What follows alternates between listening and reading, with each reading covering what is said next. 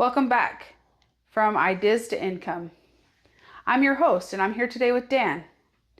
Hi, Dan. Hi, How are you today? I'm good. Yeah? Yeah, I'm doing well. Good. Dan and I are thrilled to share a fantastic conversation that Dan had with Ben Smith, the co-founder of Ben and Annie's Floral. Ben's journey is a fantastic example of identifying a problem, leaping into entrepreneurship, and growing a business through smart strategy and unwavering commitment to his clients. He'll walk through how he and his wife Annie transformed a casual favor into a thriving floral design business, focusing on weddings, large corporate events.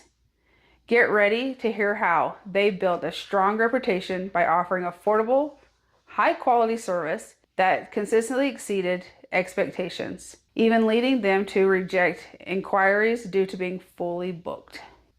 It's crazy. So here you go. Welcome to the interview. Let's go! Hi, I'm here with Ben of Ben and Annie Flowers. Thanks so much for meeting with me. Absolutely. I'm really excited to talk to you about this. I've been meaning to talk to you for a little bit.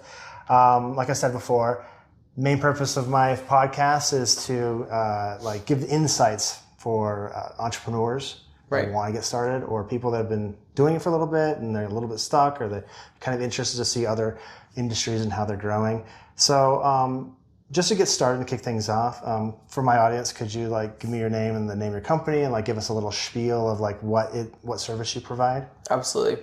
Yeah, so my name's Ben Smith. I am the co-founder of Ben and Annie Flowers.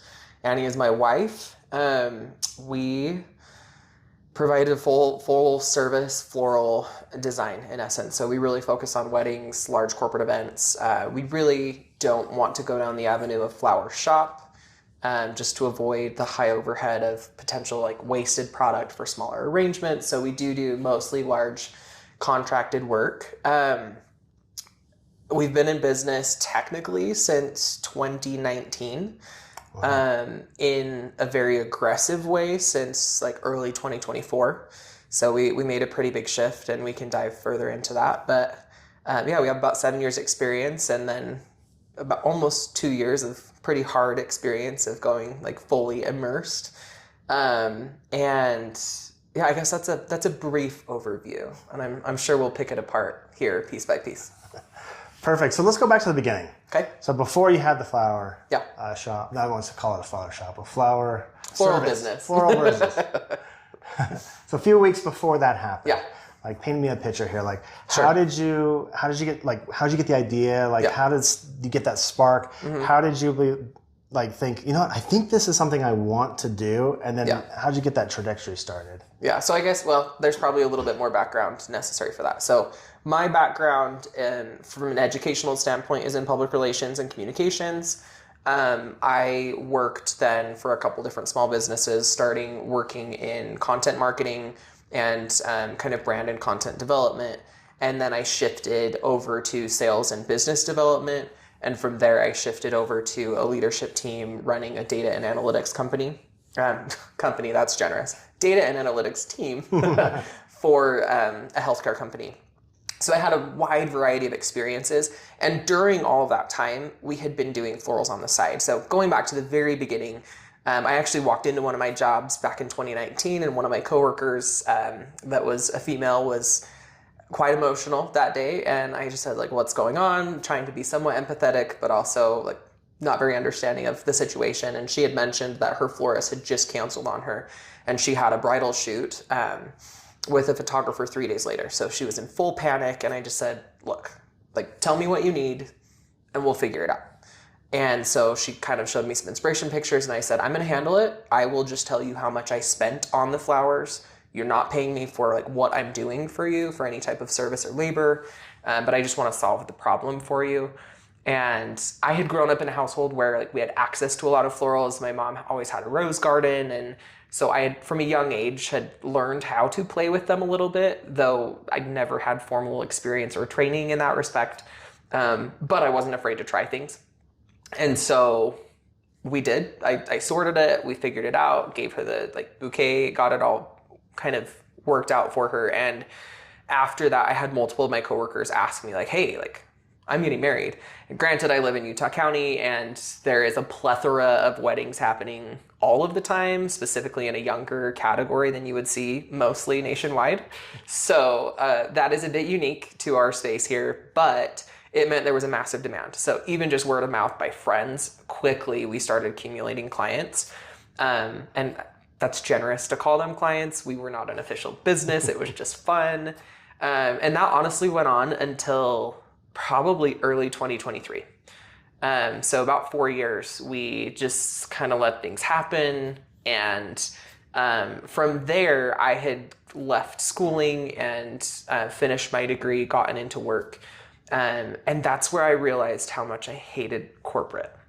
I hear you. I had been through, at the first company coming out of school, I went to a company where I had interned and I sat on 4 different teams in 4 different roles, each for approximately 6 months. So I stayed there for a good amount of time, but I would hit my ceiling. And it was just like, I'm doing everything that I can to make this role excel, but I'm bored out of my mind. And so then I'd move on. And it's like, okay, here's a hole in the company.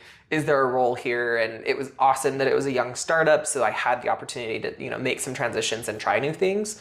But even then, I got to a point where I sat down with my HR coordinator and she's like, leave. Wow. Which is shocking. And that's why I won't state where I was.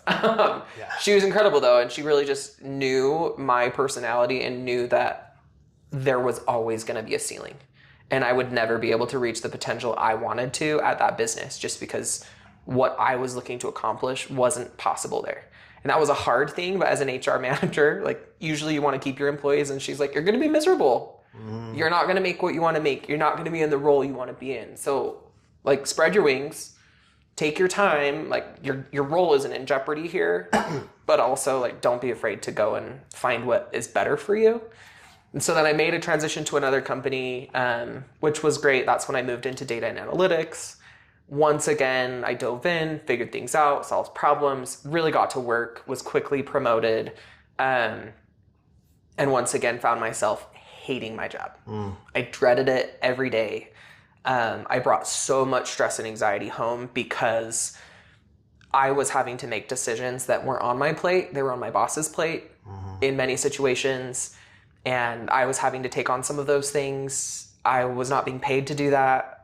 I felt like I had given so much, and yet there were so many limitations, not only on me, but on my team. I was advocating for things that they needed, and it felt oftentimes like a slap in the face of like, no, this is corporate America. We don't care about that. So like, deal with it. You're a leader. And by being a leader, you just need to put people in their place. And I was like, actually, no, I'm a leader, and my job is to make sure these people are successful as possible. Right. And so I did the same thing my HR manager did in certain situations where I'm like, hey, like you're not happy, there isn't flexibility here. And because of that, like, let me help you. I'm going to train you through getting the best job you can. Let's do some mock interviews. Let me help you. Let me get you some recommendations. Like I coach people in, I coach people out. And unfortunately, I couldn't do that for myself. Right. It looks like you had that HR person that helped you out, right? Yeah, no, she was great. But then in that, futuristic role, when I got there, I found that I was not aligned with what the company was wanting. And at the end of the day, I had to make that decision. And so that was end of 2023 in November. I came home and we talked about it for months. Like I'd kind of looked for other roles, but we weren't really sure what we wanted to do. And my wife was a trained accountant. She had more so been working super part-time and been at home with our young family. Though, she had the flexibility to increase her hours and kind of make a transition if we needed that support financially. And so I came home one night in November, like early November, and we said, let's do it. Like, I think we both can agree it's time. It had become like a significant burden on our family. And so with that, we just said, okay, like what does that look like? And I've never been one to create a vision board. That's overwhelming to me. And I thought it was fun. My wife was not on board. She's like, this is terrible. And she is an accountant. Like creative is not necessarily her favorite thing. Hers is all facts. It depends. Right? Like she definitely dabbles, and obviously being a business partner in this creative sector, like she has to have a creative side. But we spent a couple of hours, set some goals, and they were pretty outlandish. In that, like, we were going to build our floral business from the little bit of like word of mouth, family, friends. We had started an Instagram page, but not really. I think we had like 150 followers. So really, we hadn't done much.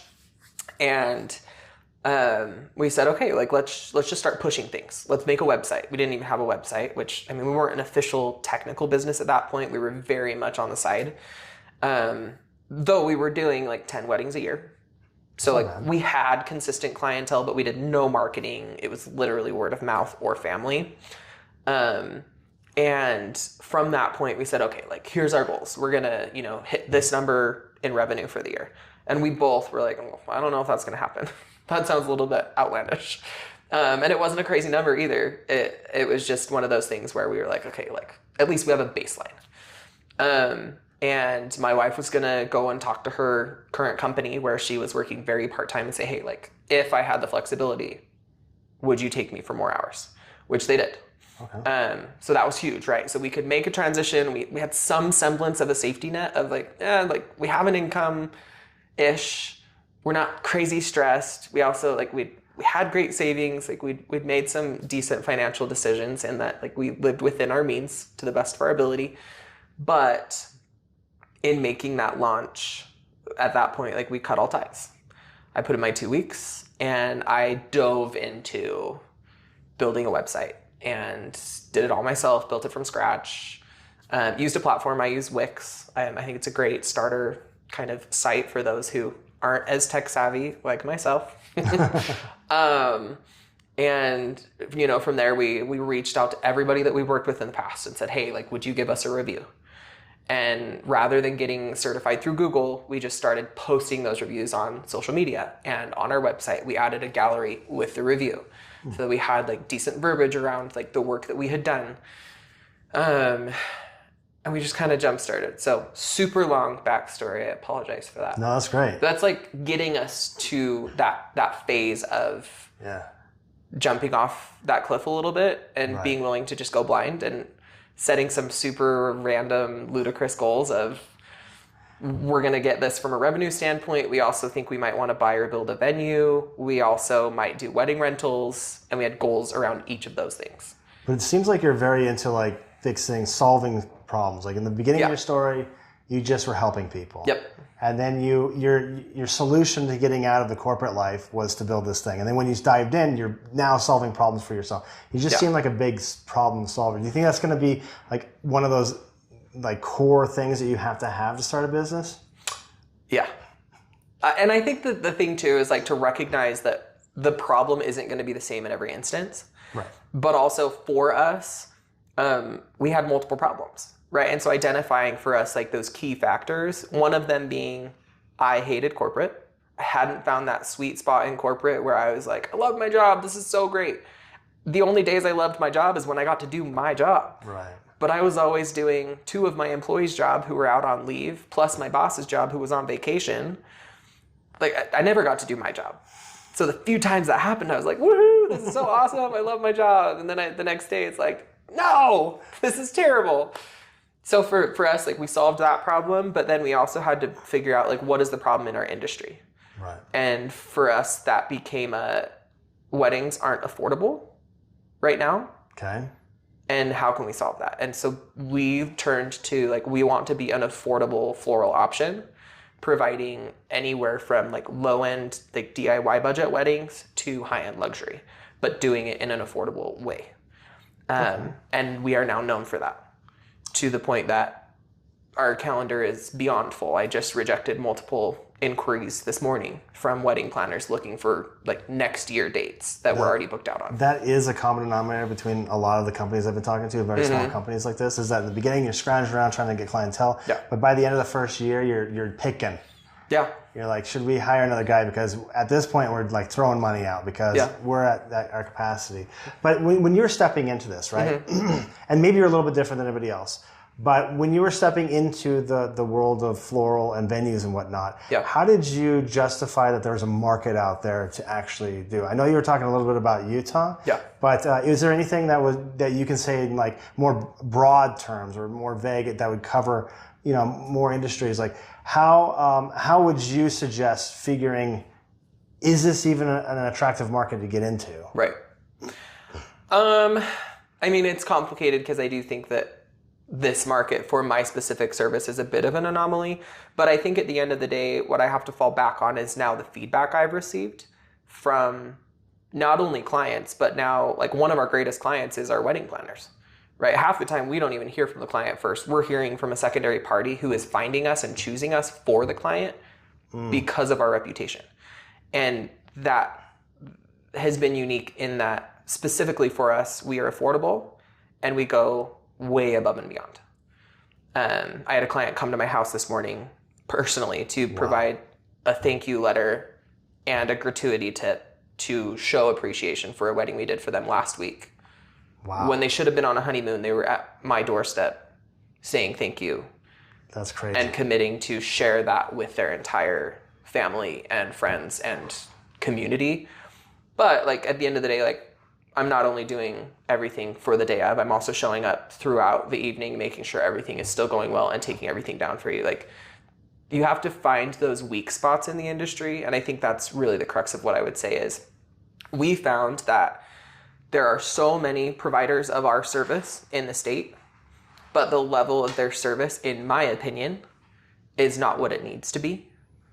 But that's because I've set a different standard. And so I think at the end of the day, whether you are coming into an industry that has zero competition or whether you're coming into an industry that's super saturated, you need to find, for lack of being cheesy, you need to find what makes you special. Right. I mean, in any like business type program or classes that you may take in that respect, like that's going to be a highlight, you know, the unique, better, and special that you are. There is nothing more true than that. Yeah. So it doesn't matter if you have competitors. It doesn't matter if there's not an industry. If you can hone in on that, and so for us, we're affordable and we will completely outperform anything that we put on paper. You put that on paper, you're going to get 1.5 what you paid for. That's just our reputation. And so you've built a brand here, right? You've built a brand where people know and trust this brand. Does that make it difficult? I mean, it's a little off topic because we're talking about the early days, but I've noticed a lot of people when their brand gets strong, especially in the blue collar world, when their brand gets strong, like my brother's an electrician. And so when people want his company to show, they want him to be there because he's the guy on the billboard. He's the, you know, does that make it difficult for you to like expand because you guys are the brand? Like you're going to do everything. They need you to do it, right? Yeah.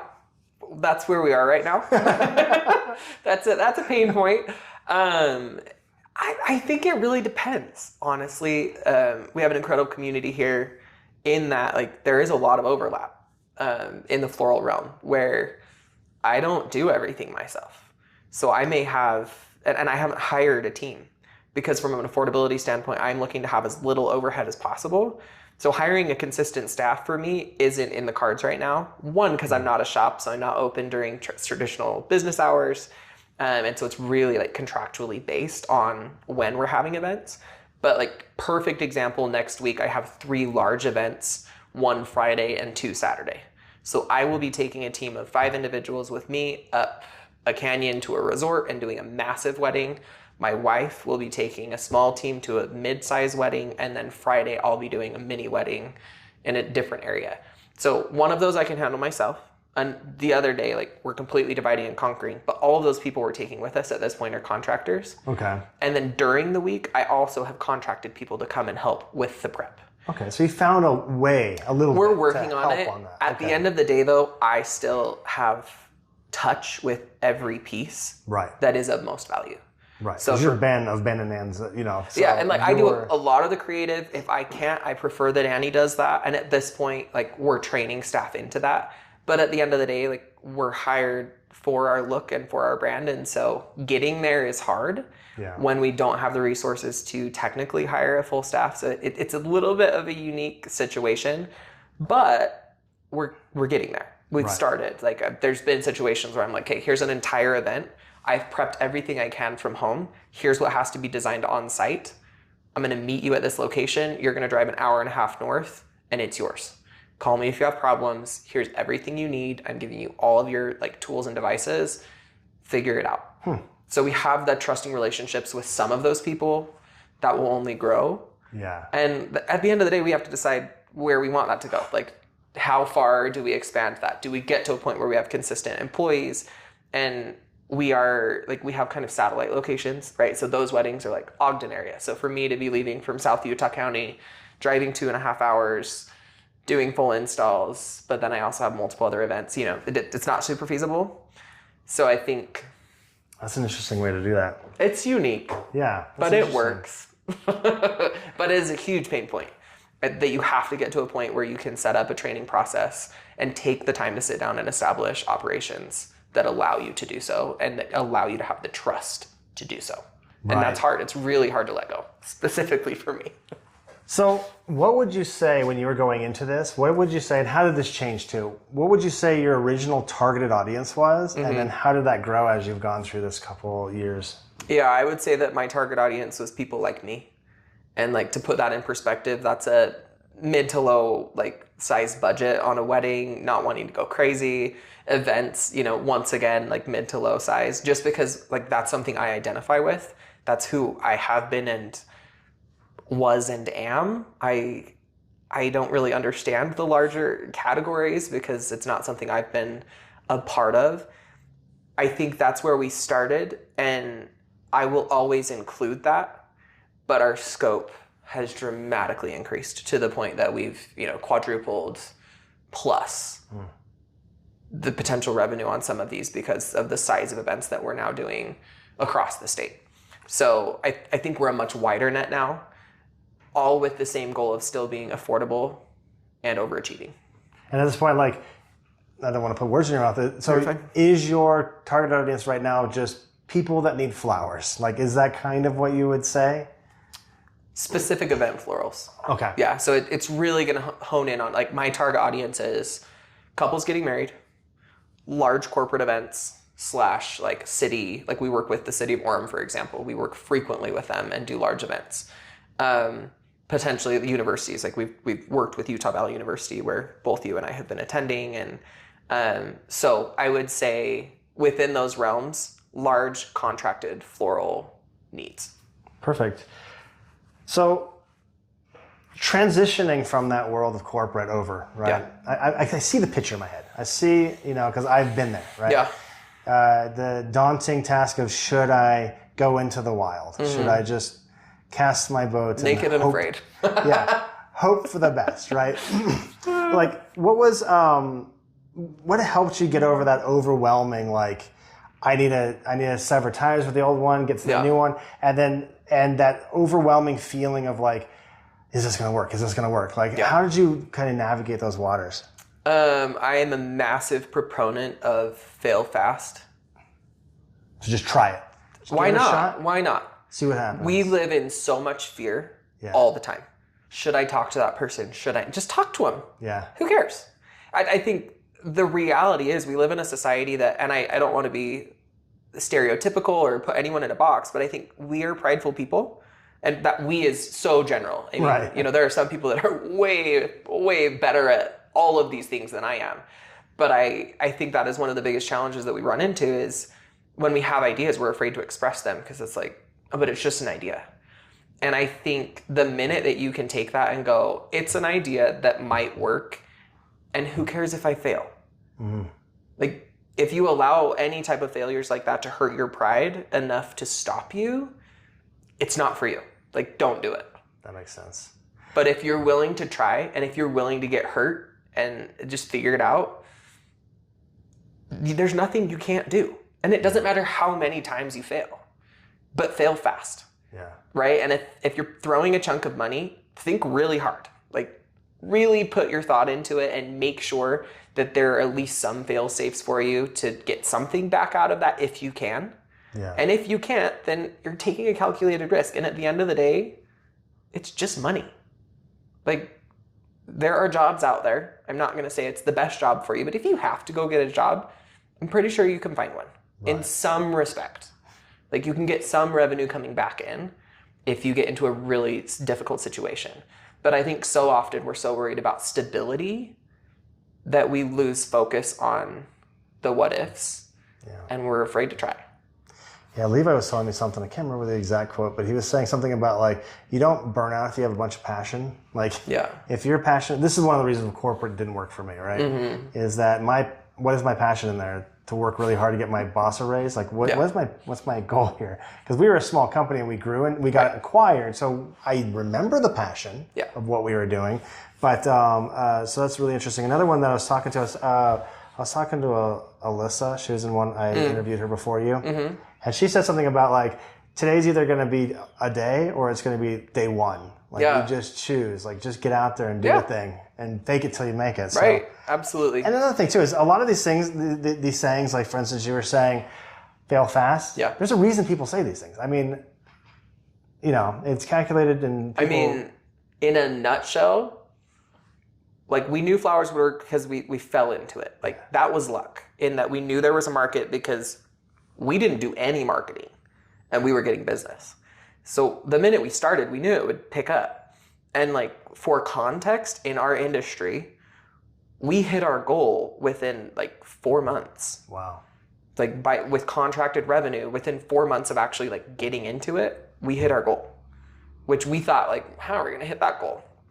We exceeded it. I think we hit like 135% last year of our original goal. Jeez. This year, we more than doubled our goal. And we hit that goal in February. Wow.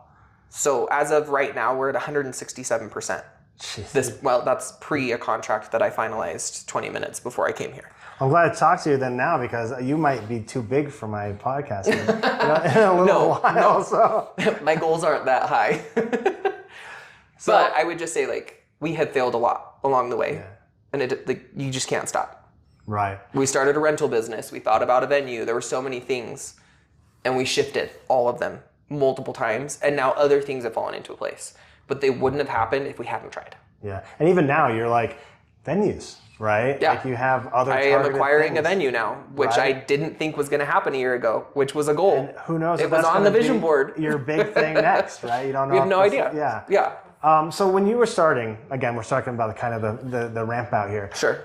You were talking a little bit about how it was in the beginning. It was your friends and family. It was kind of word of mouth. When that started to die down, how did you keep that energy out? How did you keep getting that word out that you exist and that you're growing? Because you kind of went from two different audiences. Your first ones were people that needed flowers, but now you're going into this bigger world. Yeah. How does that kind of transition in your guys' industry on how you market? I threw stuff at a wall. Just spaghetti on the wall? See what sticks? Yeah, and at the end of the day, we had to make the decision. Like, we'd never put any money into marketing because we're like, what a waste. Like, how do we know there's going to be a return on that? Like, what's the ROI? What are we going to get back from it? And I think the first time we're like, well, let's run an Instagram ad. And I mean, I worked in the space. Like, I understood the basics of that. But honestly, like, Google it, YouTube video, super easy. Yeah. Run it from a computer if you're on a Mac because they're going to charge you a massive fee. So for any of you looking to run Instagram ads, don't do it on your phone because it's expensive. But I think we ran a $50 ad and we booked 2 weddings. But we'd never run anything before. And for us, we were like, oh my gosh. And the revenue on those weddings was so tiny. They were very small and it didn't really do all that much for us other than give us steam. To be like, okay, like we threw something and it worked. So then from there, I went and printed postcards with like a picture of my wife and I with some of our work on it. And on the back, it had a letter or like a note, right? That was like, hey, like we're Ben and Annie Flowers. This is what we do. This is what we're hoping to accomplish. We are working in this market. This is we are working to be affordable and really serve our community. In essence, being the whole state, but also I grew up in Salt Lake County. She's the kind of Utah County. So that's really kind of our hub, which is a decent sized hub for what we're doing. And then I went and I bought boxes, like small individual boxes and like little crinkle paper and some chocolates from Costco. And I made marketing packages. I hand did them, put a postcard in it, put like 10 business cards in each one. And then I went and delivered them to city offices, universities, and mortuaries, because we do that makes funeral sense. flowers. And I just I threw stuff at a wall, right? Second pitch. Hardly anything came of it other than a partnership with the city of Orem, which we now have done, I think, 7 events with them in the past 9 months, which for a city is significant. Yeah. And if you look at the revenue on that, we way more than paid for that entire marketing campaign for those very I can imagine. podunk. I think I spent, $250 on the supplies, but even just in the first order, we were way clear of the margin that we needed. But once again, it was okay, I did something. The return on it was fairly small. If anything, people now at least know our name, and I may never know, fully where they came from, and we may get more business from them. But I know I got one client, and they're consistent. I just talked to them today again, But then from there, so I think, we tried Instagram, we tried that. We kept running Instagram because we knew every time we did something, we'd get at least a small tidbit in return. And even if it wasn't an actual booking, we would get messages, right? So depending on how we ran our ad, you could choose, send them to my website so they fill out a contact me link, or send me a direct message, right? You can edit that how you want. And we always saw something come back. That's great. That's good to know. Now, we were talking a little bit about your brand, right? Yeah. And we talked a little bit about brands in general. But what is your current idea of your brand, and how are you in the beginning, how did you get brands are something that kind of accidentally appear, right? People get to know you, but now that you're kind of a little bit bigger, is it something that you're focused on? And if you are, how are you massaging that into your final vision or your current vision? Yeah, that's a good question. I think at the beginning, my brand was affordable. Yeah. In general. Now my brand is exquisite customer service. Wow. That's just what I stand for. If you can't tell by how much I've talked, I like to communicate and establish appropriate expectations. And I'm shocked every time that I talk to wedding planners or different people in the industry, photographers. They will vocalize comments to me in person, face to face, and say, "Where have you been?" And I'm like, what do you mean? I mean, I'm here, but also we're still in building, we're still phasing into feeling like we're really part of this industry. And they're like, no, but no one does it like this. Wow. And I'm sure that's not true. I'm sure that there are those that do and that really stand out. Sure. But it's very interesting how many times that comment has been given to us. And so for me, this is one area where my wife and I kind of have had a lot of disagreements over the years, because I'm that person that comes in and say, okay, I want our deliverable to be the same every time. So I don't want to go to a secondhand store and buy a ton of vases and use those for bridesmaid bouquets.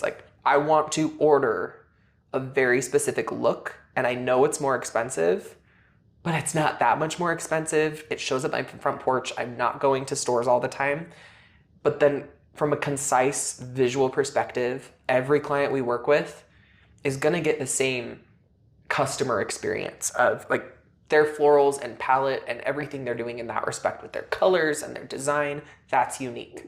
But the way it's delivered is the same every time. What's interesting about that is that humans are very emotional creatures. Yes. So aren't we? And so a lot of times people don't remember words. They don't remember sights. They don't remember things. This is why grudges exist, right? Yeah. Why do you don't like that guy? I don't, right? He made me feel bad once. Yeah. We don't know why, but... But that kind of service, though, they're probably not going to remember those vases. They're probably not going to remember the flowers. But they're going to know that the wedding was great and you were a part of it. Yeah. And so anytime somebody needs flowers, they're going to probably try to emulate that feeling. Yeah. And they're going to emulate by bringing people. And this is a perfect example of what a brand does, right? Yeah. What you're doing, and you can tell me if I'm wrong, is you're just kind of psychologically there. They don't know why everything is great. Yeah. It just is. And since you've left them with that happy experience, they know where to go get another happy experience. They don't remember what you did, but they know, and that exquisite service is amazing. So that's kind of the good side. Yeah. bad side, what were kind of the biggest hurdles getting started, and like what did you learn from them, and how did that like grow you as a person as you were starting to change how you did this business? I'd say number one is fear. Just getting over it, or? Yeah, getting past fear, imposter syndrome. That was a huge one for me, specifically in this space to be and I don't want to not be politically correct. If anyone takes offense to this, know that I'm open to talk about it. But being a heterosexual male in a design space, in a female dominant or potentially a homosexual dominant field, in this area, there are very few heterosexual or straight males in my same shoes. Okay.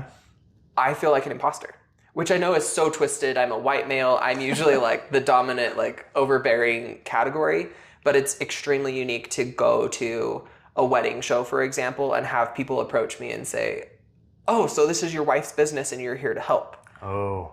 And I don't take offense by it. Right, but it does. But it's also that moment of, okay, but she's not even here. Yeah. She's at home with the kids. Or, for example, like we went to one in February. She was very early pregnant and extremely ill. She wasn't coming. Like, but also, it's literally Ben and Annie Flowers. Right. And I have a name tag. And I'm talking to you, and you go to the photographer next door and go, is this you? Do you do the flowers? Yeah. Because it's a female?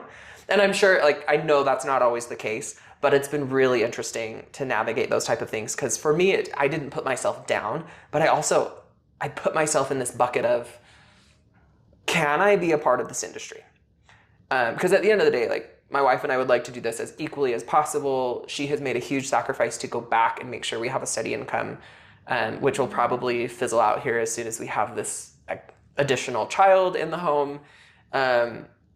So it's been very intentional, but it's been really hard to get past that, to the point that I didn't talk to other florists because I was worried that they would build a persona around, oh, well, like, do they really know the design very well? Because they're not one of us. Traditionally, yeah, this person, and it's such a stereotype, which is why, like, I don't want anyone to take offense by that, but it was really difficult for me mentally to go, it's been ingrained in my brain for so long, like, you are going to be a provider and do this, and this is the box you need to live in.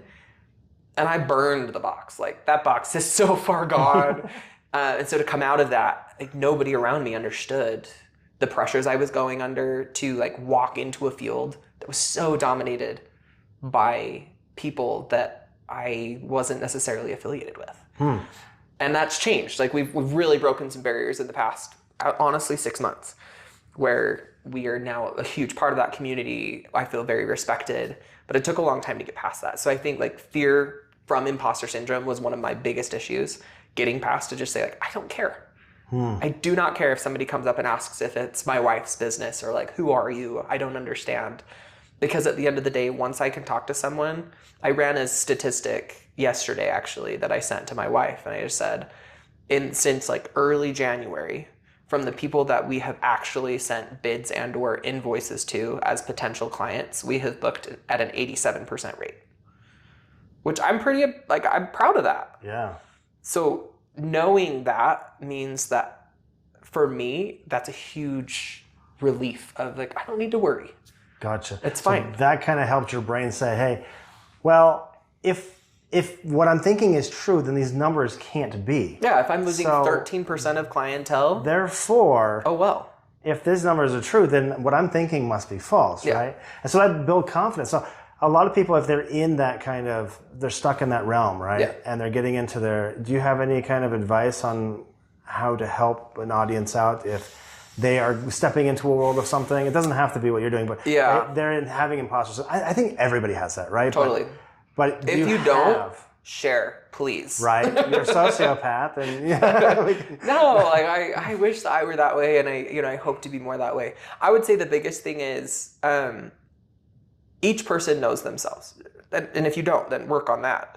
But I would say set goals for yourself, and that goal could be, I'm going to go to this marketing event, and I'm going to talk to 3 people, and I'm terrible at talking to people, and I'm super scared.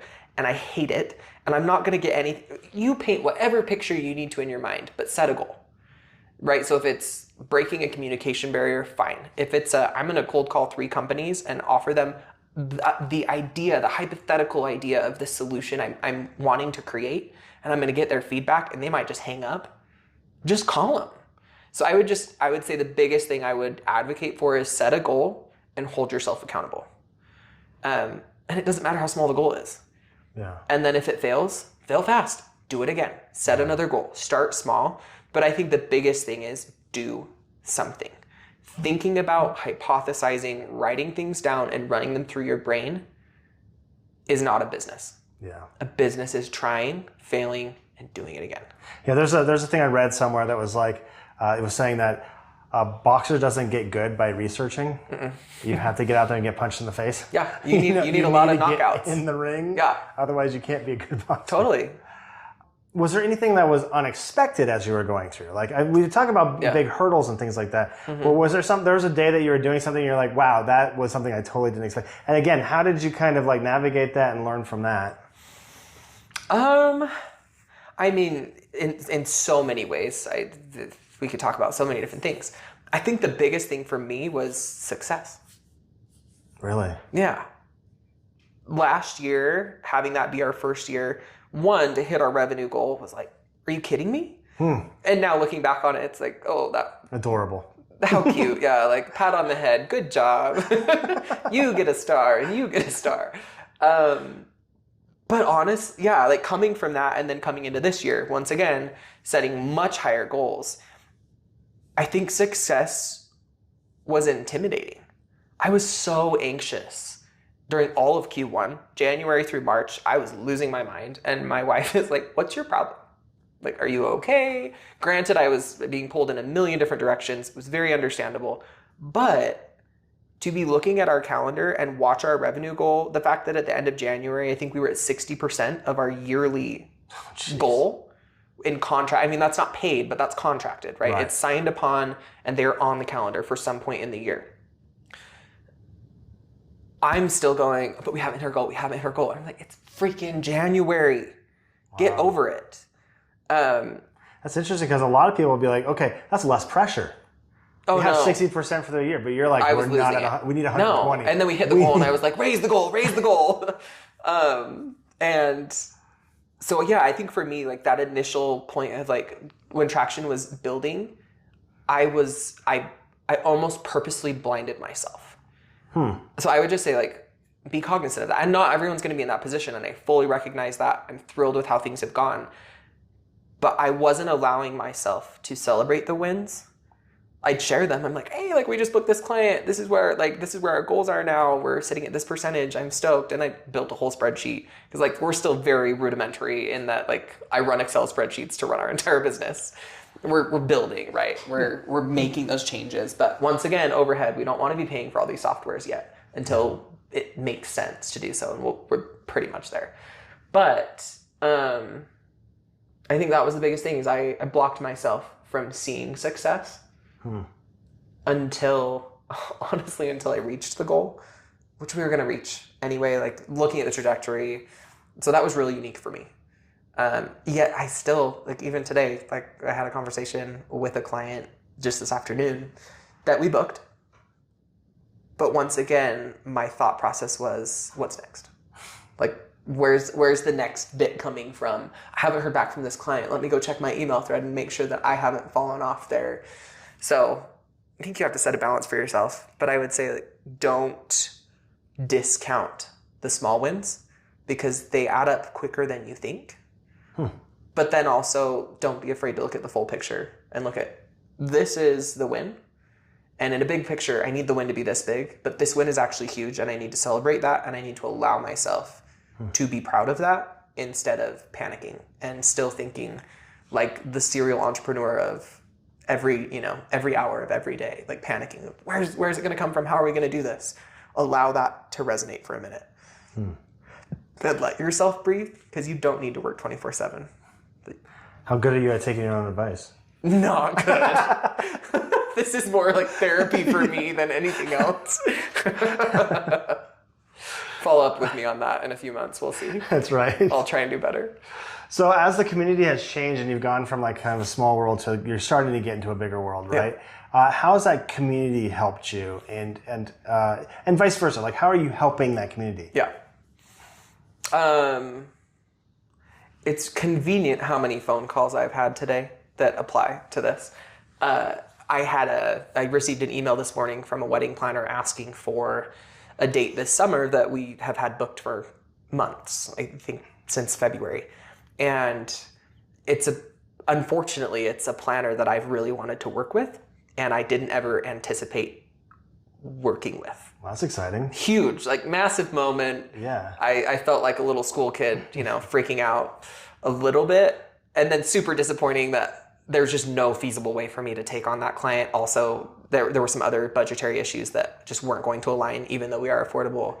They were asking for more than we could really handle. But they know you exist. Yeah. Well, and we have, but my biggest conversation with that person has been like, this is my level, and until you're at that level consistently, it's just not going to happen, because my clientele may see other work that is, of a lower standard or budget. Like, that's the biggest issue that it comes to, is they're going to notice that you do some of these lower budget things.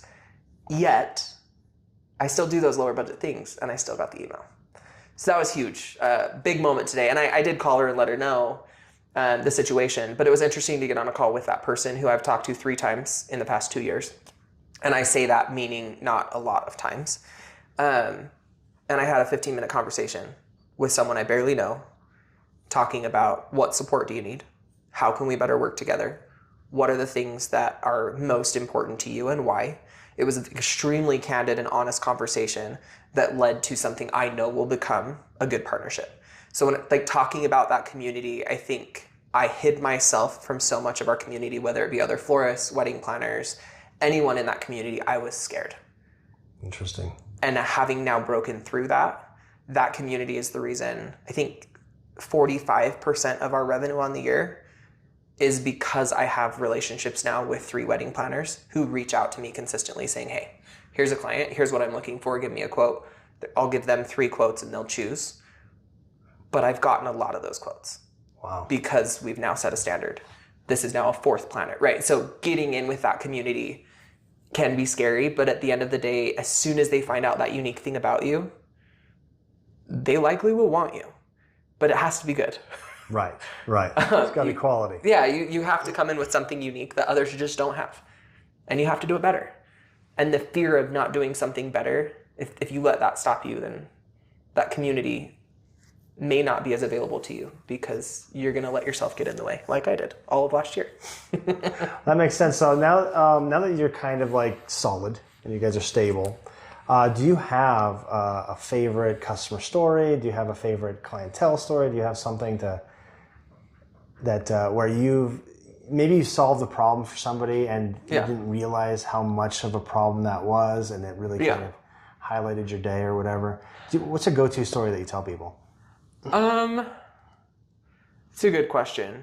I think the reality is that's a crux of my job. In that there are always challenges in the work that we do. Nothing goes smoothly. There's always going to be hiccups, whether that's I order product from farms in South America and half of it doesn't come. And all of a sudden I am running around the valley, going to different wholesalers and figuring things out, whatever it may be. I think for me, honestly, I mentioned earlier, that I had a bride show up at my doorstep this morning. She's a fantastic example. She was working with a wedding planner that I wanted to work with. I'd never had an experience with before. We also run a small flower farm. We exclusively grow peonies or peonies, depending on your age and location in the nation, on what you're going to call them. You can read into that as much as you want. But we had mentioned that we had that, and she specifically wanted that type of flower, which is a very expensive luxury bloom that we now grow locally and can provide at a much lower cost. So I came in with a massive discount for this client. She never knew it until the wedding. When she walked in and they said, and she told me that this morning, she said, I had multiple people come in and say, did you spend 20 grand on your flowers? She spent nowhere near that. nowhere near half of that. But that is the visual that we gave.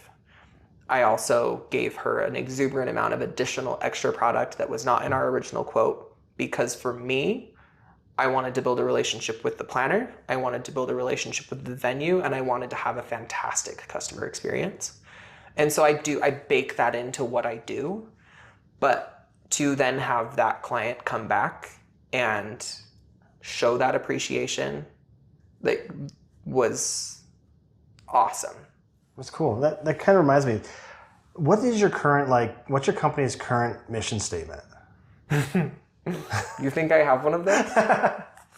Yeah, it's a good question. And I think it honestly just would come back. If I had to state it now, which it's not something that's written in concrete, I would say our mission statement is to provide affordable and effective floral design in an excellent manner every time. Ish. I don't know. Somewhere in that realm. Yeah. But I think it really does, for me, everything comes back to the customer experience. Right. That's your go-to. I want to make sure that every single time we have a good experience. We've had a few bad ones. But at the end of the day, I know that I did everything I could, whether that was providing a refund for something that someone gave, inappropriate expectations for me on, and I felt very cheated and angry, but it was more important to me to solve the problem. Mm-hmm. And you have to be cautious that you don't get bullied or run over in certain situations, but maintaining that standard is huge. And so I think that would be the crux of it, is just making sure that people understand that if they work with us, they will have a good experience, as long as we're able to have the appropriate communications in advance. You can't go wrong, because problems will happen and I will solve them behind your back and you'll never know they happened. Interesting. So looking back at your few years, right? Yeah.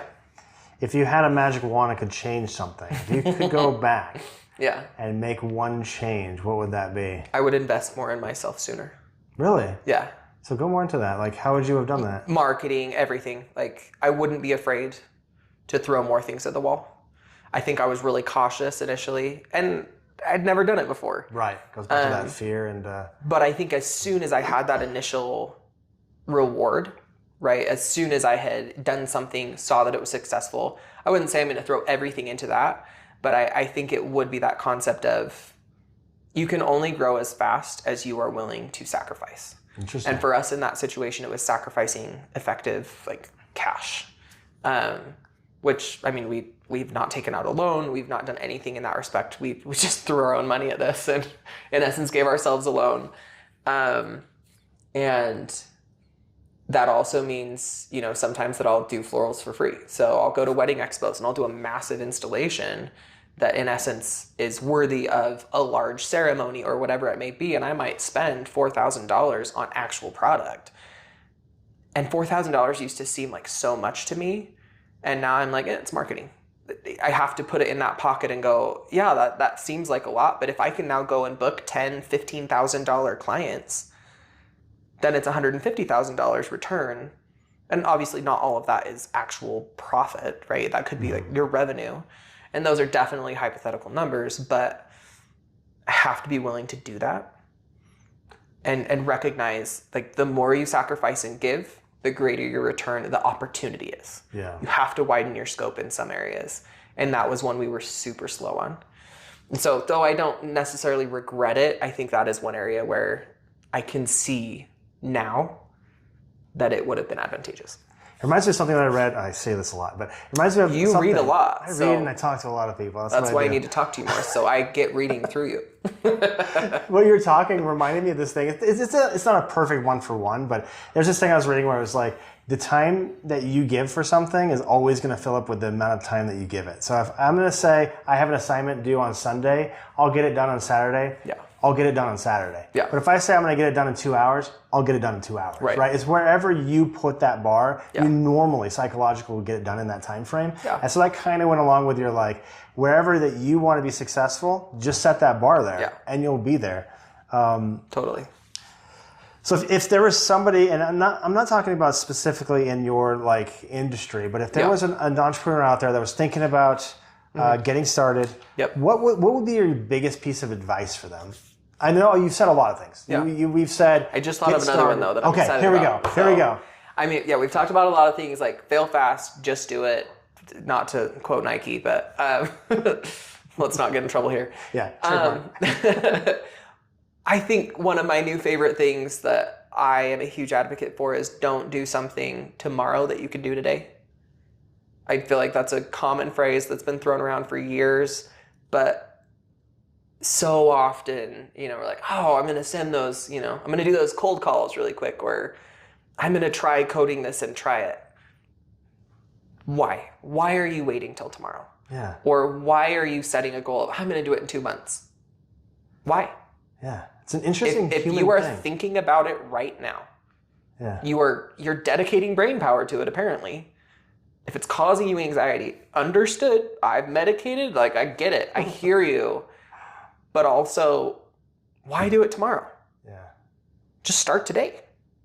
And you don't have to do all of it, but that is one of the biggest things that I think stops so many entrepreneurs. It's such a weird human thing too. I'm gonna start my diet Monday. Yeah, it's the procrastination. Just do it. Yeah, get started. Same today. thing that you mentioned. I'm gonna do my homework Saturday. It's due Sunday. But if you're thinking about it right now, what are you doing right now? Just do it. Yeah, that's great. So that's a big one. So I know that you have a venue idea coming, and I know it's kind of starting, like the seeds. It's there. The seeds are planted, no pun intended. But what are kind of your bold ideas of the next 5 years? What are some things that are going to be surprising in the next 5 years that we could check in on and be like, wow, you need it? I think what's interesting with the bold is all of them were on the vision board. So that's what's been so fascinating, is going back to end of 2023 when we said, screw it. Like, let's just figure this out. Let's try it. Let's jump off the deep end. We put some pretty outlandish things on a piece of paper, being that revenue goals, not only from the business, but as a whole for the year, which we surpassed. And I still don't really know how that worked. Thank you, accountant wife that ran all those numbers. And, so looking at those things, but then also like we had talked about potentially buying or building a wedding venue. That's like very heavily in discussion, and I currently manage and operate it. So that's already almost there, other than the price tag, or we now have this flower farm, and it's very intentional. It's only one type. It's a perennial crop. For those of you who don't know what that is, it comes back every year, bigger and better. So we've set ourselves up for these things that we can automate. So I think for me, that's probably my word, is automation. In a very non-automated world, automating these processes. Floral's not as much. That will be my hands-on. But being able to take these other revenue streams that are needed, that will allow us to better serve our community, and automating them in ways that people haven't seen before, and in ways that will allow us, from a financial standpoint, to do that. I don't know how it's going to happen. It's fine. But I think that's my biggest thing, is I'm fixing things a day at a time. Because obviously, as you said, that's what I do. I fix things. And it seems like everything that I think it seems like, knowing you as I haven't known you for very long, but knowing you as long as I have, you seem like one of those people that when all of these savings that you're trying to get isn't for you. It's more to just get more of a better experience for the customer and actually like pass these savings on. Like if you can, you're not going to get big software, because then that would take away from being able to pass that savings on to somebody. So if you stay in Excel, hey, and we'll get there. It's less overhead. But at a point where it makes sense to still maintain the model. And if we have to shift the model, fine. And I think that's something that you have to be really cognizant of as an entrepreneur, is being willing to set your boundaries of, I'm not willing to change this because this is part of our compass of what we do as a company. It's part of our mission. Then you have to be willing to stop and say, no, I don't care if we're going to make more money that way. This is what we stand for. And people are going to recognize that. And at the end of the day, I actually think that you will see the ROI come from that 9 times out of 10. It's not a perfect system. Yeah. But I think those sacrifices are worth it. And so being really cognizant of that and willing to stick to those things that are most important to you. At the end of the day, for me, being an entrepreneur isn't about being wealthy. It isn't about making a ton of money. It's about finding a way to successfully provide for myself and my family, to bring joy to my life as I'm doing things that are doing that for me, and to give me the experiences I want. I don't want to sit in an office all day, every day, though I do that frequently with my own job because there's a lot of work to be done, but I want to have that it's opportunity. So much different. It's so different when it's your grind, right? Yeah. I go on less vacations now than I did. But you're happy. But my life is so much better because that weight is gone. Yeah. Other weights are there, anxieties are there. It's fine. If anybody needs to go to lunch, let's do it. Let's go to therapy together over lunch. But like, I think at the end of the day, that's the crux of it, is the freedom. When I left corporate life, I remember I was sitting at the table one day and I was a little stressed. And my wife's like, how are you stressed right now? And I was like, my calendar is completely booked and I'm behind schedule. And she's like, you invented this calendar. Right. Like, you did this to yourself. And I realized, though, that all the things on my calendar are things that I want to do, though, now. And so it's such a different feeling than being, stressed out at a corporation. Right. What's the common misconception people have about running a floral business? I think that a lot of people don't understand the steps. That's a generalization. But owning a floral business is one thing. Running and operating a floral business is another. Doing all of it is yet another. And I think the biggest thing that I would say is most people think, oh, like you buy flowers, they come in, you cut them, you put them in a vase, or you make a bouquet, you tie it together, bada bing, bada boom, you're done. Magic. At the end of the day, I touch every single flower a minimum of 6 or 7 times individually. Wow. For certain weddings, I'm ordering anywhere from 500 to over 8,000 single stems for one event. And I'm touching each of those 6 or 7 times. So let's take 2,000 stems, for example, right? That means at a minimum, I have 12,000 touches on individual stems. They come in, I'm trimming the bottom, I'm getting them hydrated. I'm checking each individual flower to make sure it's hydrating correctly. If it's not, I'm amending that. I'm then stripping all of the foliage and making sure that it's prepped for design work. Once again, I'm getting it in and out of cool temperatures to make sure it is at its peak bloom so that when I design with it, it will be as big, open, and vibrant, shall we say, as it needs to be for your day. That's different for every single flower. That's different for every single piece of greenery that comes in. Hydration, like each of those pieces takes so many different steps. So before an event, I am 5 days in of 8 hours a day prepping before I even start designing. Then I'm designing. So once again, we're touching again, designing everything, all of that goes back into fridges. Then there's installs. Usually I'm getting a 40-foot moving truck or 30-foot moving truck, filling that to the brim, getting on-site, and then on-site design work. Then from your, specifically in like large scale weddings, then not only are you designing once, then you're moving stuff halfway through the night to change the setup, whether that's moving from a ceremony to a reception, whatever that might be. You're moving things, transitioning. We also do candles. So I'm taking anywhere from 50 to 400 candles that have to be fingerprint free. They have to be in glass chimneys. Those chimneys have to be clean. There can be no soot. You have to make sure all of those candles have not melted in certain directions. You can't drip on tablecloths. So the number of pieces that go into that, some of these installs take 18 hours. And then I have to take it all down that night, get it back, get everything cleaned at home, prepped for additional events. So not understanding those pieces, you think, oh, that's fun. You get to just play. And it's like, if you understood how many hours and touches on each item, I don't think you'd think it was playing anymore. Yeah, it's funny because I think that's the best answer for that question I've heard, because when you started that with like, I touched the flowers all these times, I was like, how could you possibly do it? Oh, yeah. As you were talking, like, it's not like you do one individual and you get it all the way to the end. No, like, you can't. You batch these. You have to go all, you get them all chopped. Well, it comes on Monday. So it's gotta. On Monday, I'm chopping the bottoms, getting them in the fridge. They're hydrating. Tuesday, I'm pulling them out, stripping leaves, stripping thorns, checking where they are in their phase. If they're tight and they're not mature, then they're staying out. They're not going back in the fridge because I need them to open more. Checking them again that night, making sure I don't want them to go too far. Specifically, this is roses, right? I don't want them to get too mature. So then I have to put them back in the fridge, but I also not all 600 are at the same phase because they were picked on different days. Who knows what phase they're in? My gosh. So it's so fun. So much. Come hang out, Dan. If you're inviting me, I'll totally come. Anytime. And I know every time I do these interviews, because my wife, we do the podcast afterwards. Yeah. Every time she's like, I want to talk. I want to go visit these people. Oh yeah, come on down. We should come up. We'll send you my address. Maybe not on here. Let's see. So, if you weren't doing this business right now, what would you be doing? Like, where would your skills move to? It's a really good question. I honestly am not sure.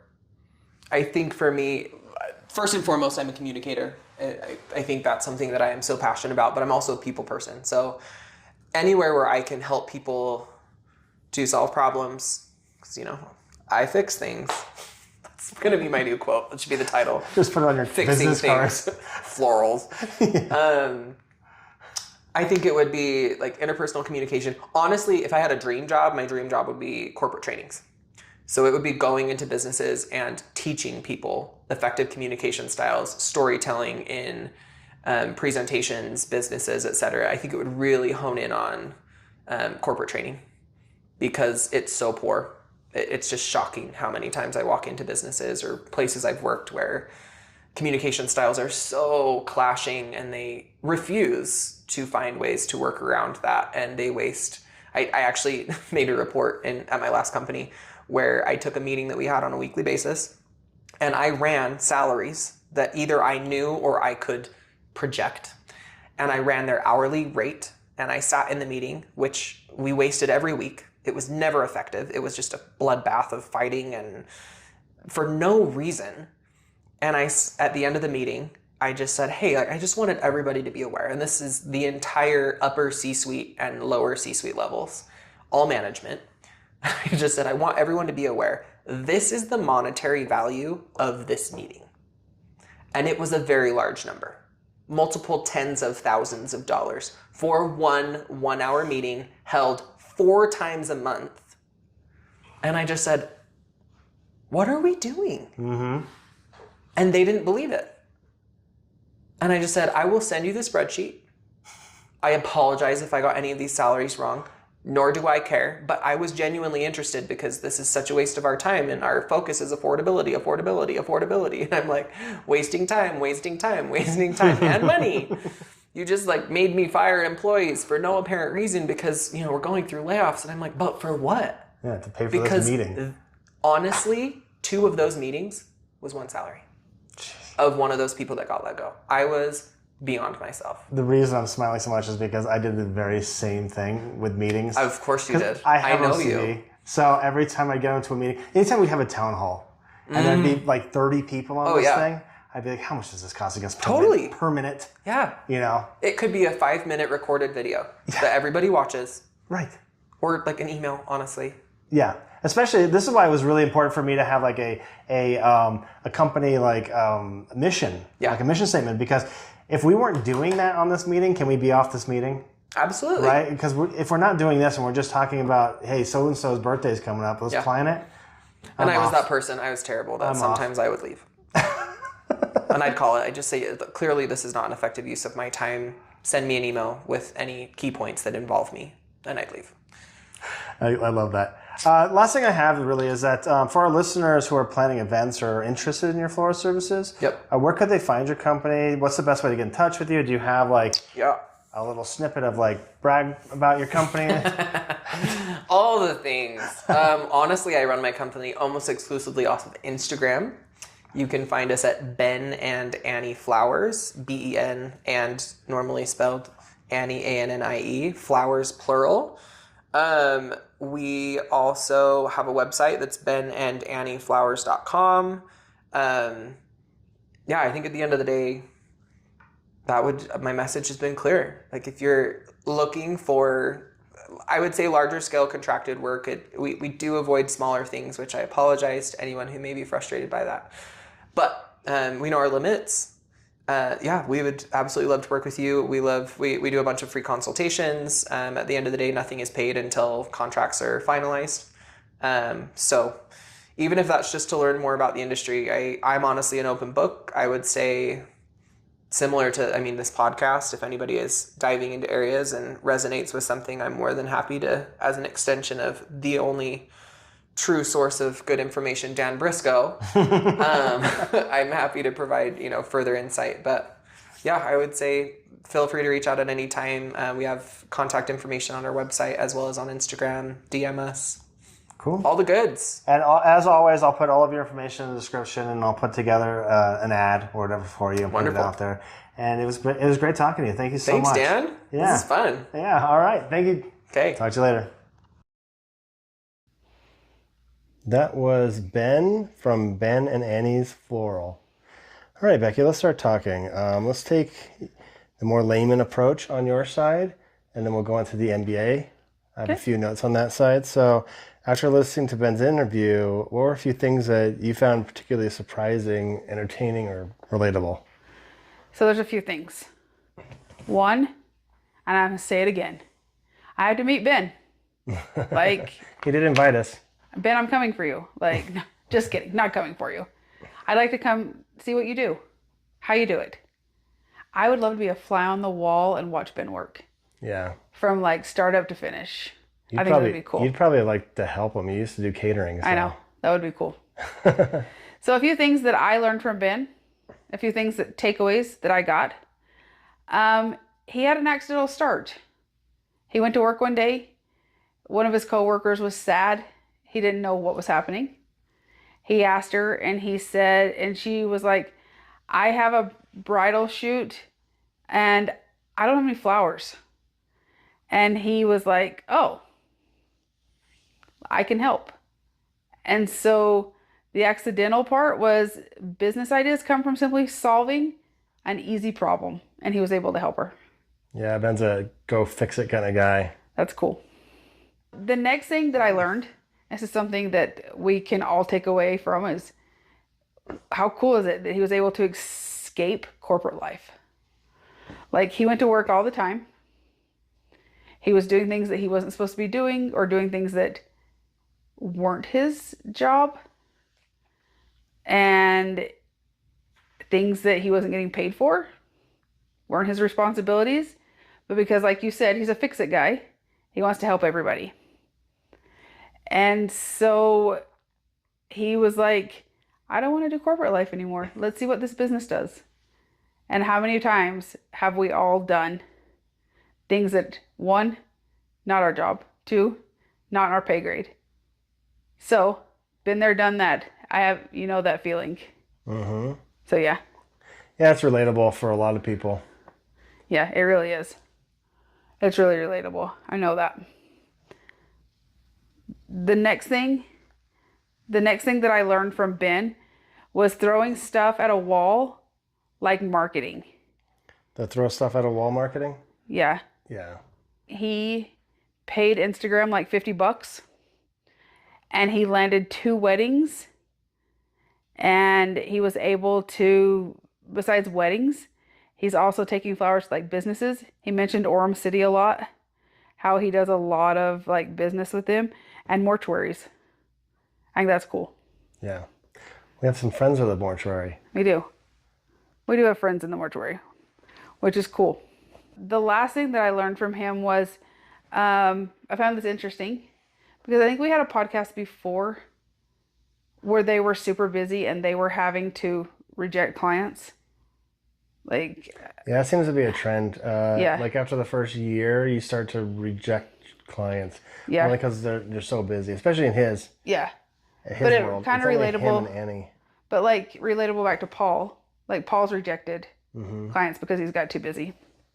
But with Ben and Annie, they've had to turn away businesses. They've had to reject multiple wedding planners that just call and be last minute things. One of the things that they've also rejected, and this was mind blowing to me when I heard it, is they're already rejecting people for 2026. What a problem to have.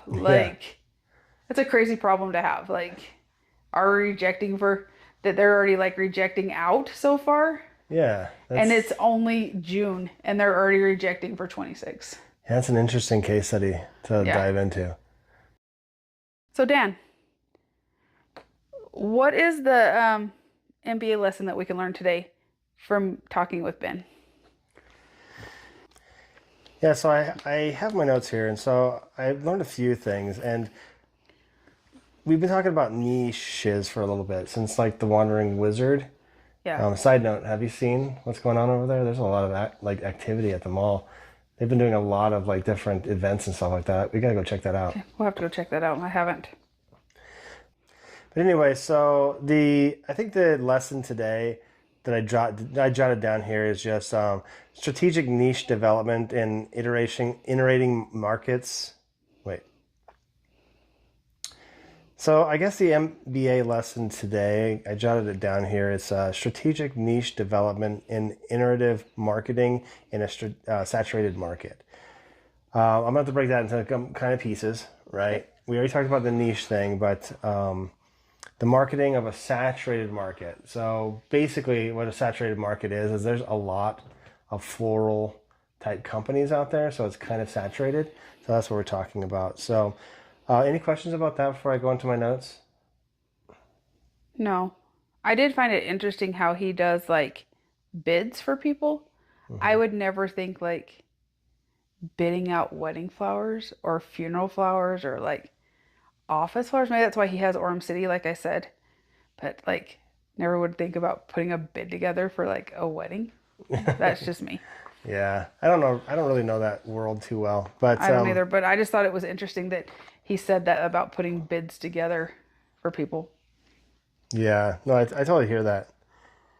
So here's my first note.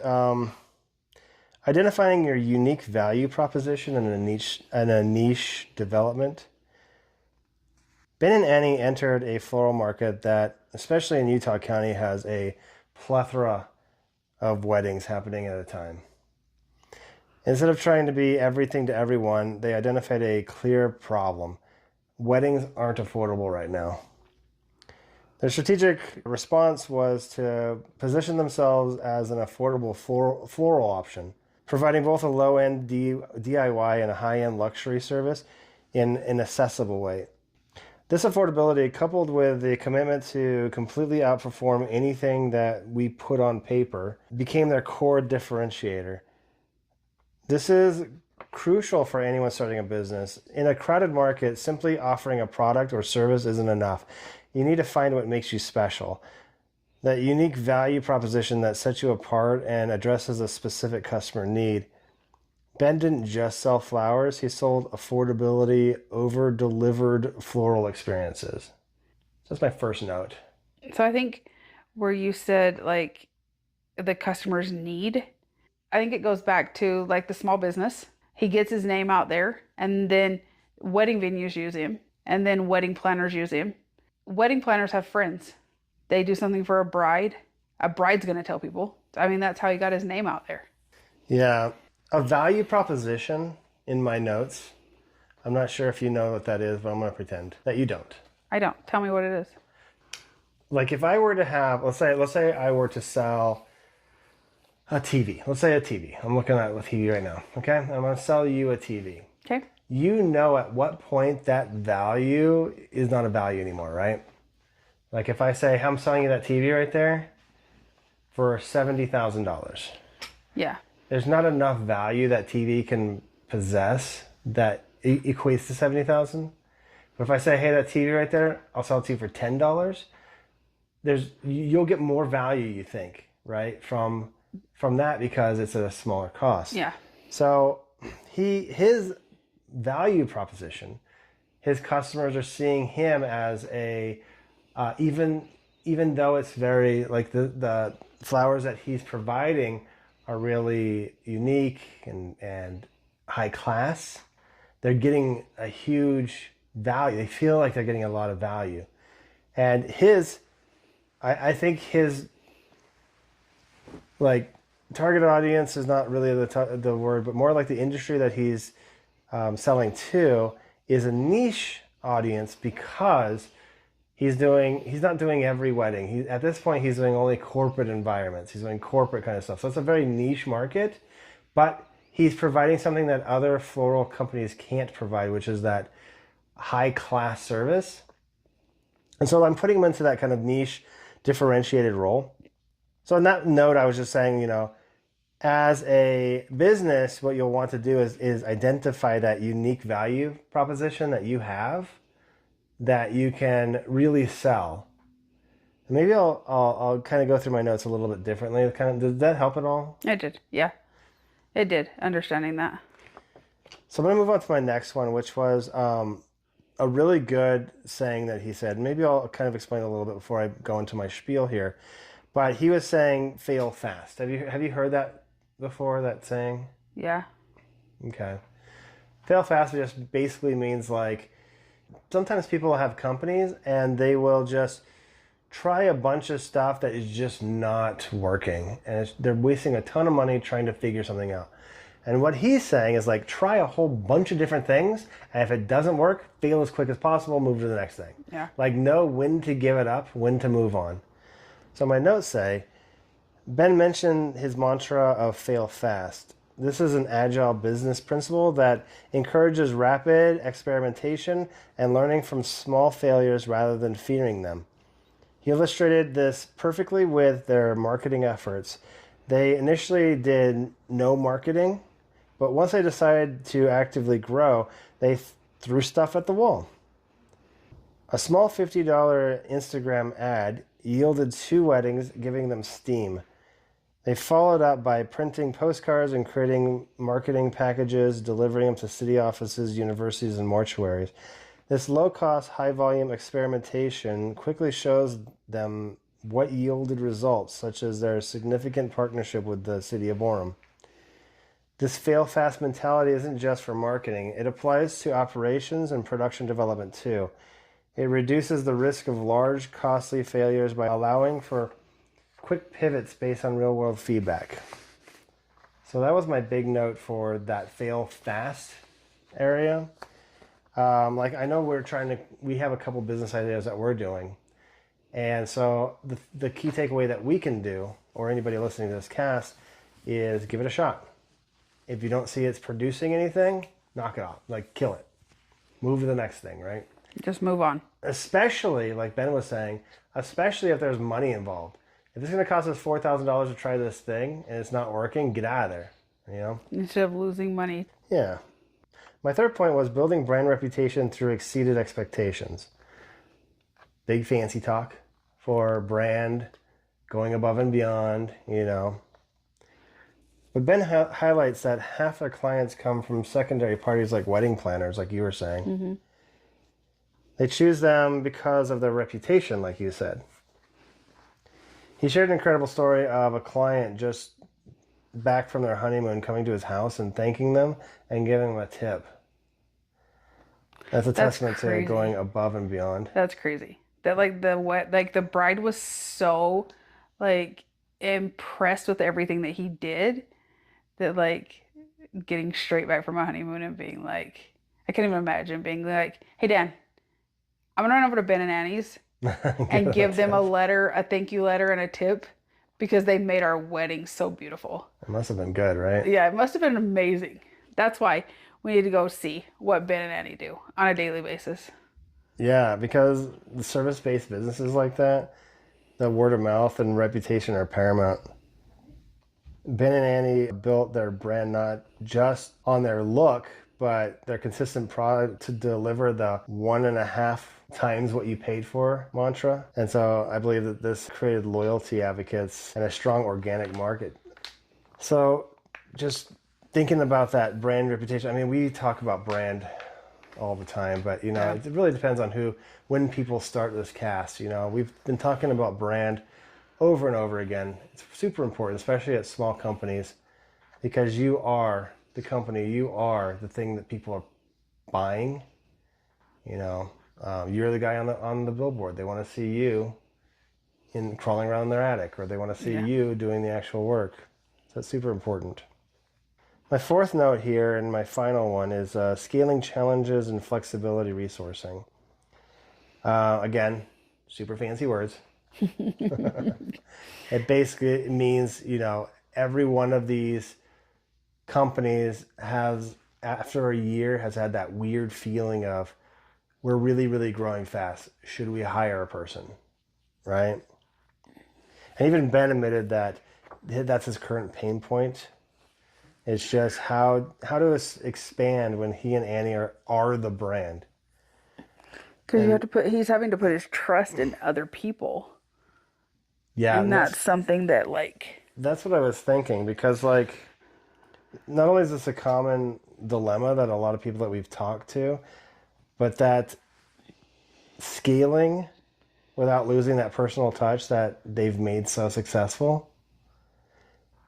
And their solution, he said, was they're using contractors for the events just to manage the workload.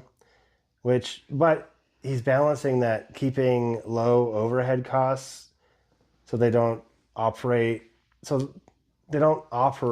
in like a traditional flower shop capacity. You know, he could pass those savings back to the customer. That also highlights the challenge of letting go and building trust with other people, like you were saying. And that is my fourth note. Any thoughts on those? I think the biggest one is like, that comes back. We talked about it, I don't know how long ago, because it was one thing that I told you that like I struggle with is delegation. Mm-hmm. And just letting it go, like Ben says. I can't even imagine him being in Orem doing a wedding and a contractor up in Ogden, and he's having to like, and there's a small problem like he mentioned. I think that one time he mentioned, and they're having to FaceTime and he's having to walk somebody through how to set things up. Like, that would be so nerve-wracking for me to be like, I need to focus on this bride and groom and make sure it's gorgeous here, but I've got somebody 2.5 hours away and there's a problem. And I have to do everything by what they're showing me on their phone. Like, especially when there's only two of them. Yeah. Well, and like he mentioned, like Annie hasn't been feeling good this last little while because she's pregnant and he's having to do it. But like, that's going to be nerve-wracking. And then imagine just having like events back to back to back to back where you're working from like 6 a.m. to midnight. Like, that's crazy. It sounded like he liked it. He did. He seemed to enjoy what he's doing. There's just a lot of work touching all those flowers. There is a lot. Like, he said, because he did mention about how he touches every flower, what, like, did he say 3 to 4 times or something to that effect? Yeah, it was a lot of times. Yeah. And depending on where he's doing the design work, he has to touch them even more. Yeah. So it was really surprising. But I really feel like Ben's story is one of the best ones that goes with our title. Yeah. Ideas to income. It does. They just had an idea that kind of stuck and they went with it, you know? It just kind of shows you that even accidentally starting up like what he's done, you can grow and exceed your revenue goals. He's even doing it with, he was even talking about acquiring a venue. But I think a lot of what he was talking about is reasonable to get done for our audience, our audience of small entrepreneurs. I think this discussion will resonate strongly with our listeners, whether they're looking to start their own venture, optimize an existing one, or simply gain a deeper understanding of entrepreneur success. Let's make sure to emphasize the practicality of his fail fast approach and the clear benefits of defining a strong niche. So what are your thoughts on these points, BB? I think there's a lot. When he goes to venues and he does those, how people are looking around for Annie. Because they're like, oh, it's me, Ben. Like, Annie's not here. But of course, like they're looking for a woman. Because typically, like, flowers are a woman's world. Yeah, true. So, but Ben does it. I mean, yeah, he goes above and beyond. Yeah, he stepped out of his comfort zone and got into an industry that's not normally ran by, a man. So yeah, but he does it. I mean, that's the cool thing, is he does it. Yeah, and it seems like he's done a good job. So Yeah. I wish him all the best, and I hope that maybe we'll use his services eventually. We'll have to get big enough. We'll have to get big enough. I think he's getting too big quicker than our podcast can catch up. But maybe he'll give us flowers. Give us flowers. Maybe he'll make us a little bouquet and be like, "Here's a sample of what I do." That'd be funny. Or maybe he'll just do flowers. Maybe we just need to see his flowers. Yeah. And ooh and ah. He gave us an invite, so he did. We'll have to get together. Put that on the calendar. So I'm gonna put all the stuff, all of his how to get a hold of him, all that stuff in the description. Tell Ben hi from us. Be like, hey, I heard you on this cool podcast. On the world famous Becky podcast. And Dan. I'm just your side host. No. We do this together. We do. Because it goes back to, and people say it all the time, how do we become part of Team Briscoe? This is a Team Briscoe thing. That's what the cool kids do. What the cool kids do. What's next? All right, next up, we have a really interesting company. That's what I want to call it. This lady does DI trips for people where she takes clothing to DI for people. There's more to it than that, but I don't want to give too much information away. But the business model that she has put together is really interesting, and she was great to talk to, and I can't wait to get that podcast out. Should be out next week, so that'll be cool. This is episode 8.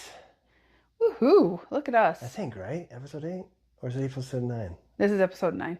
This is episode 9? I think so. We're getting there. Yeah, so we're almost at double digits. That's cool. Yeah, that should be fun.